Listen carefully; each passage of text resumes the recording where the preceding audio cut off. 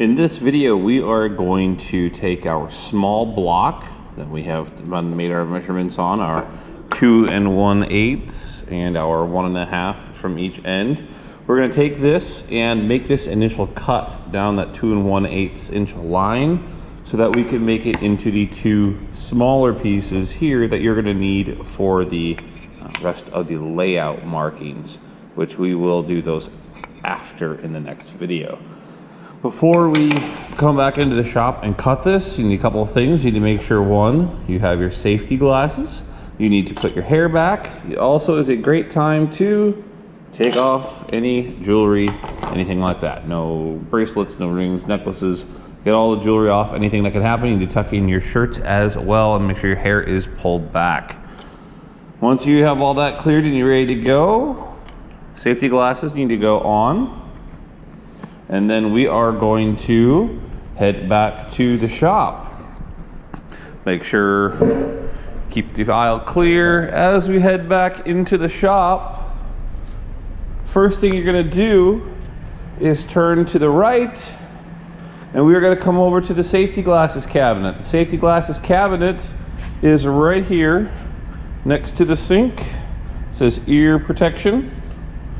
To open it, we just grab the lower right corner and open it up. And there are numerous pairs of hearing protection. If they fall off like that, that's okay. Pick it up. Do not kick it on the ground. Just take the T here, little T-shaped piece. Put that in to the slot from the inside and turn 90 degrees. And it'll go right back in. So go ahead, take those earphones. The last person in class needs to close the cabinet so we do not get dust in our hearing protection. The hearing protection should then go over your ears because you're gonna need that. Once you get over here, you're gonna come over to the bandsaw. The bandsaw that's set up is this one right here. It has the fence on it. This is really important that you use only this one for this because you're going to be cutting very close to the limits of the saw and you do not want your fingers too close. How this is going to work is you're going to take the wide side, so the 2 1/8 inch side, that's going to go against the fence. Try to keep it flat against the fence. You're then going to take your right hand and make kind of an L. Your fingers go right at the ends of these lines here on the side of the block. And you are just going to move through the saw with the block. Don't slide it through your fingers, you're moving with it. That is putting gentle pressure against the fence so it stays straight. With your left hand, you're going to take this push stick. Notice the tape. That is where your hand goes. You hold on at the end, that way your hand doesn't end up going through the blade. You're going to push with that just off to the side of the cut line, right back here. That way when you push, you're pushing in a straight line and you're not wanting to turn the block. Before you start cutting, make sure you pull the block away from the blade. Never start a block, or never start the saw with the wood against the blade. It could kind of a little kick back at you. Before we can turn the saw on, we're going to need to turn on dust collection. But just so that you can see, the switch is on the left side of the saw. You will pull that toward you, turn it on, and push it to turn it off. Notice though that the blade is still running. The blade runs for about 10 seconds. So you have to actually visibly check and make sure that the blade is not running before you step away from the saw. You must stay in front of the saw. Now that we've got everything set up, you've got your hearing protection on, your eye protection on, we are going to come over to the dust collector.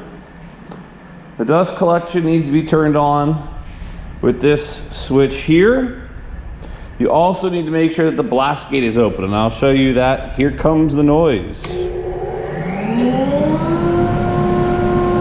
This is the blast gate. So this is closed. We want it open, so lift it up so the dust goes into the dust collection. When we get ready to cut, put your right hand in place with your fingers at the line so we're ready to slide. Keep the blade back, block away from the blade, pull the switch, let the saw get up to speed, You're gonna use your push stick right here at the line. Push it nice and steady and controlled, keeping your fingers on the lines.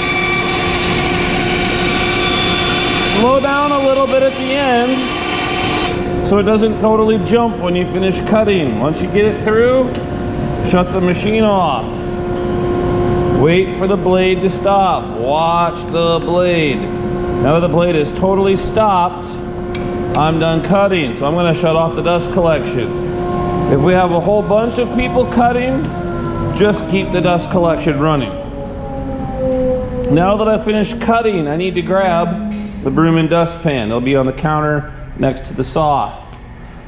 Peel the handle out. We're going to sweep up the area around the saw, especially down below here. It tends to make a mess on the counter and the floor, even with dust collection.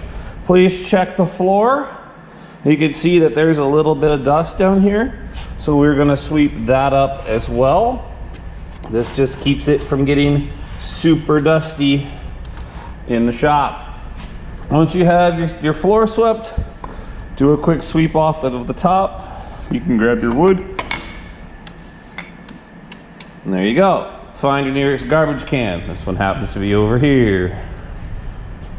Just dump out the sawdust, sweep it off into the garbage can, snap the handles back together, and put that in there. Once you have that cleaned up, you are ready to go with your now cut block. So the next step of the markings is going to be on those cut edges. Be safe, pay attention in the shop, and ask your teacher if you have questions.